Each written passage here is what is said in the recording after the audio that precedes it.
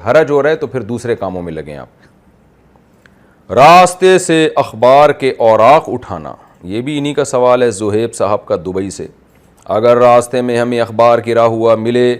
تو ہمیں یہ خیال آتا ہے کہ اس میں شاید اللہ کا نام لکھا ہوا ہوگا، تو ہمیں یہ کہیں اٹھا کر محفوظ جگہ پر رکھنا چاہیے، اس بارے میں کیا حکم ہے؟ پورا اخبار ہی پڑا ہوا ہے تو ایسا تو بہت کم ہوتا ہے، تو وہ تو اٹھا لینا چاہیے لازمی۔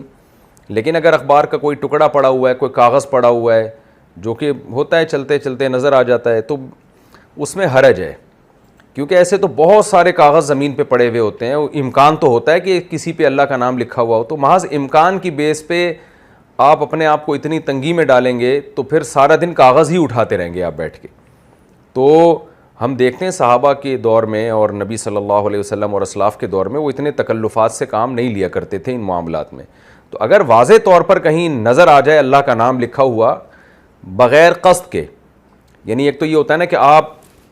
گھور گھور کے دیکھتے ہوئے جا رہے ہیں ہر کاغذ کو کہ اللہ کا نام تو نہیں لکھا ہوا ایسے، تو یہ تو غلط ہو جائے گا، چلیں اپنا کام کریں۔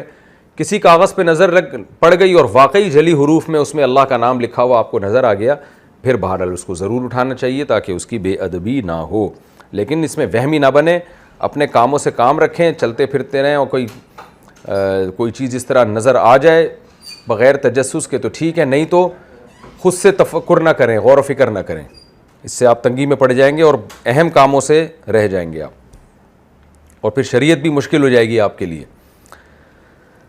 کیا